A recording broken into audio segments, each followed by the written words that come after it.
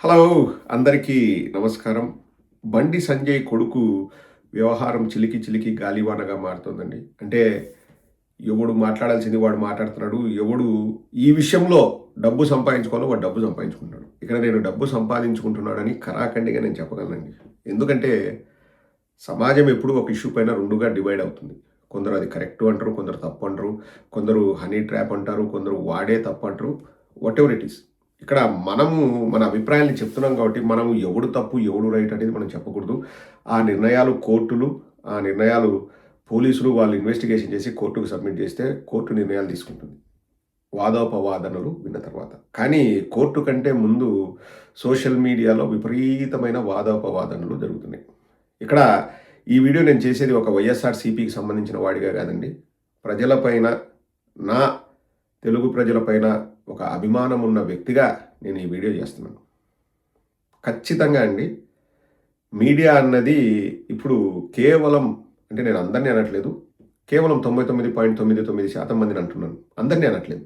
ఇంగా 0.001% ఎవరున్నారో వాళ్ళే నిర్ణయం తీసుకోవాలి. డబ్బుల కోసమే మీడియా పనిచేస్తుందండి. ఈ మీడియా, ఆ మీడియా కాదు. ఆ మెయిన్ మీడియా నుంచి ఇప్పుడు సోషల్ మీడియాకి పాకింది. దానికి కొత్త కొత్త పేర్లు వస్తున్నాయి. పీఆర్ టీమ్‌లని, పబ్లిసిటీ స్టంట్‌లని ఏవేవో పేర్లు పెట్టుకుంటున్నాం. కానీ ఒక 10,000 ఫాలోవర్స్ ఉన్న వ్యక్తుల్ని లేకపోతే 25,000 ఫాలోవర్స్ ఉన్న వ్యక్తుల్ని కూడా నువ్వు నాకు ఫేవర్‌గా మాట్లాడితే నేను ఇంత డబ్బిస్తాను అనేది ఇప్పుడు ఖచ్చితంగా జరుగుతుంది. అంటే ఎక్కడి దాకా వెళ్ళిందంటే డబ్బుల కోసము వాళ్ళకు అంటే ఎవరైతే మాట్లాడుతున్నారో వాళ్ళకు ఇది మనం మాట్లాడకూడదు, ఇది తప్పు అని తెలిసినా కూడా న్యూట్రల్ ముసుగేసుకొని మళ్ళా ఇక్కడేది డైరెక్ట్‌గా నేను వాళ్ళ అభిమానిని కాబట్టి నేను మాట్లాడుతున్నానని కూడా కాదు. న్యూట్రల్ ముసుగేసుకొని వచ్చేసి ప్రజలకు ఏదో చెప్పాలనే ప్రయత్నం చేస్తున్నారు. చాలా చాలా జాగ్రత్తగా ఉండండి ప్రజలందరూ. అప్రమత్తంగా ఉండండి.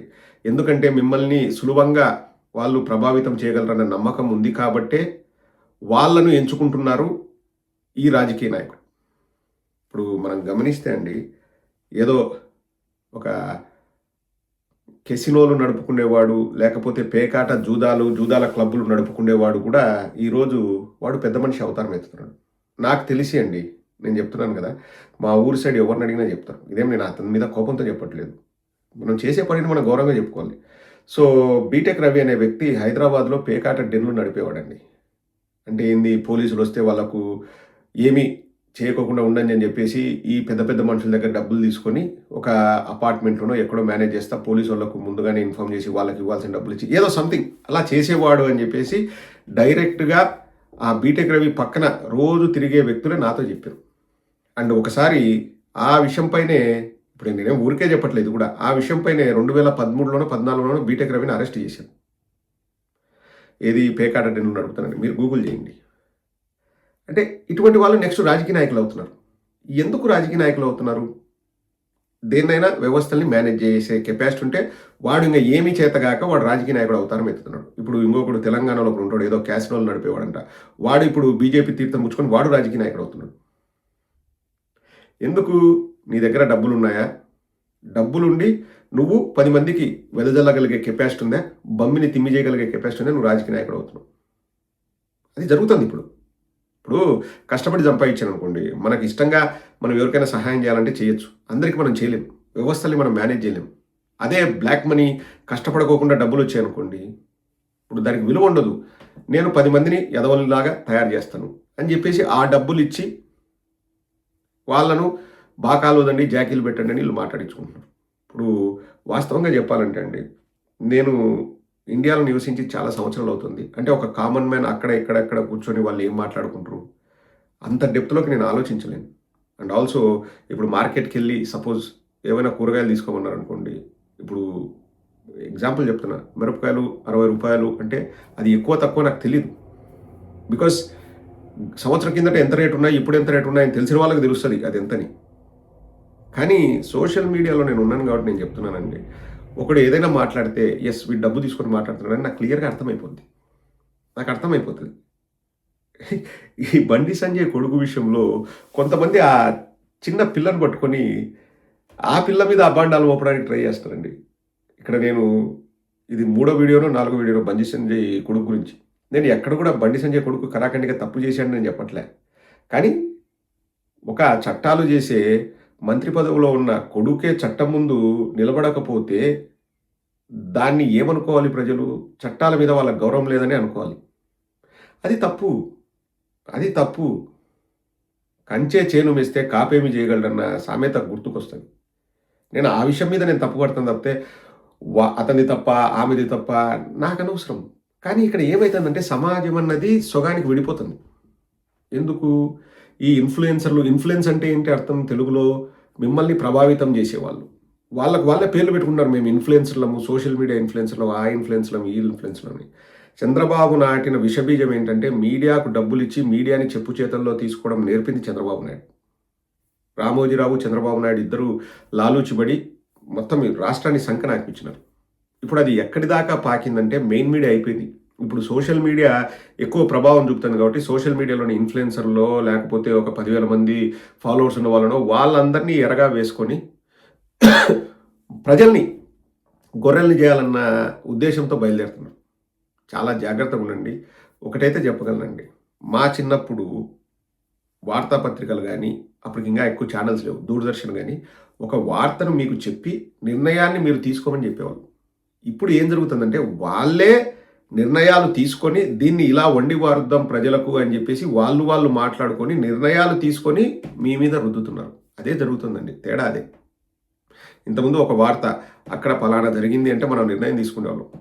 ఓకే, ఇతను బాగా చేశాడు, అతను బాగా చేశాడు, వాళ్ళే నిర్ణయాలు తీసుకొని మీ మీద రుద్దాలని చూస్తున్నారు. అంటే దీనికి న్యూట్రల్ జర్నలిజం అనే ముసుగు ఒకటేస్తారు.